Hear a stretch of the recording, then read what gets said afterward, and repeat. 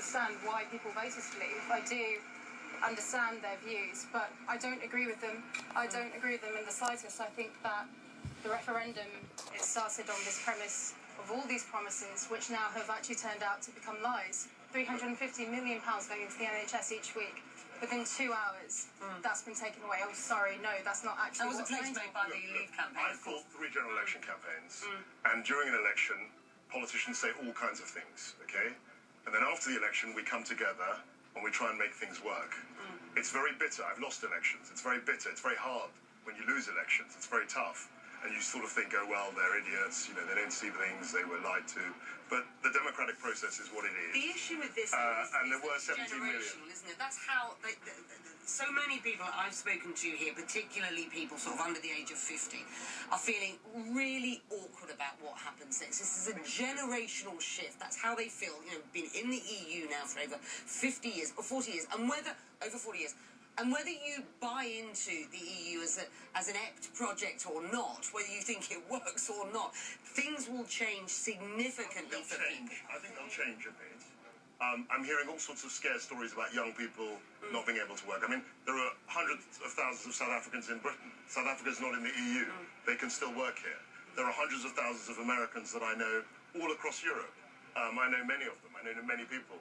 They're not in the EU, they can still work there. So this idea that somehow young people will be shut out of Europe or that their young people will be shut out of our country, I think is a complete blind alley. It's not true. The global world that we live in isn't like that. I mean, I might as well point out now that 170 countries are not in the EU. They can still travel and the young people still have opportunities in those countries. What do you need to hear then from the government next? A government who, at this point at least, will be taking decisions about who will be leading the Conservative Party and how we will divorce ourselves from the EU. What do you want to hear? What are your biggest concerns going forward? And what do politicians need to tell you? I think my biggest concern right now is that I don't trust them. I don't have any trust in them whatsoever. Does that worry you? Well, people, I mean, it does worry me, but that's a perennial complaint. I mean, I don't think if Remain had won, people would have more trust in politicians. In fact, the 17 million people who voted Leave would probably have equally been disappointed. Despite the fact that many people say they're going to be affected, many of them will be affected most. So far as, well, if we're looking at an economy that over the next 2 to 5 years maybe slow as far as its growth is concerned, investment is going to be tough. I mean, I've, like you, have been doing a lot of media in the last few days, and it seems to me that we're refighting the referendum. I mean, we had all this debate, we had all these arguments for about 4 months before the actual vote. All these points were made. No one's making new points. And then we had a referendum. I'll tell you why that and is, then generally, because nobody can answer any of the questions about what happens next. That's why we're looking backwards rather than forward. You asked me that. Yeah. And you pointed out very rightly that we've been in there for 43 years, and I'm saying that you're not going to get change in a day. If you've been in a complicated international organisation for that length of time, I mean, I'm only 41 years old. I feel old. So 43 years old. You know, 43 years is a long time. And to unwind ourselves from that is a process. It'll be managed, it'll be ordered, but it'll take some time. It might take 2 or 3 years. I don't think it will take 2 or 3 years at all. I think you're going to have a church within place to make it in 2 or 3 years. If you're going to have a Britain that's going to be strong, it's not going to be strong, let alone in 20 years' time. Really, I think you just have to look at the figures. We, at the beginning of this referendum, at the beginning of this campaign, we were the 5th largest economy in the world. No, we're not. We're 6th, and we're dropping.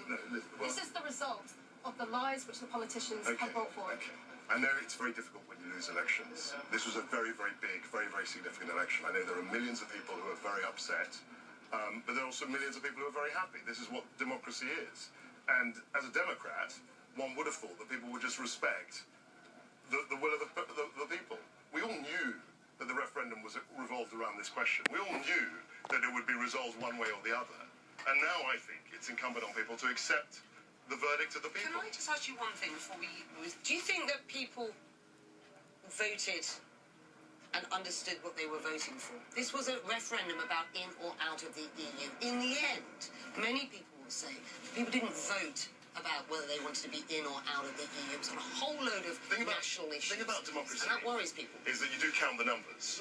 There's no inquest as to... I mean, pollsters might be interested in what drove people to vote in a certain way.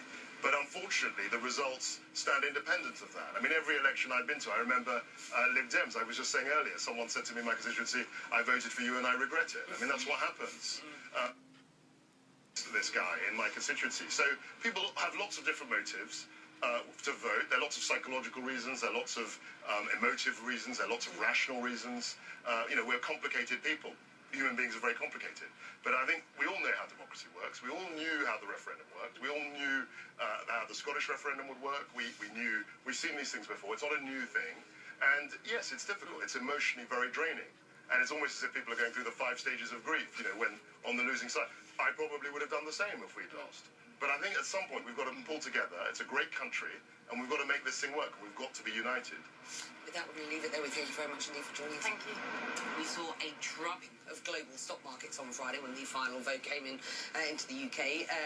Middle East investors missed that sell-off, but opened today to respond to the uncertainty gripping the world. John Defteris joining us from Abu Dhabi to look at the results today and what investors can expect on Monday.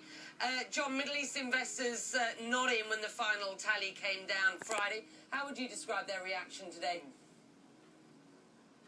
Well, in fact, Becky, we started on shaky ground here. We finished with losses right across the board, but it could have been a whole lot worse. In fact, if you look at the results on Friday with $3 trillion of market cap, I think the Middle East investors got off rather easy, with the exception of one. Let's start with Saudi Arabia. It was down 4% at the open, Becky, but finished down with a loss of 1%, so it clawed back a lot. The government said it wants to proceed with its bond plans for $10 billion. That's a big question mark going forward in this climate.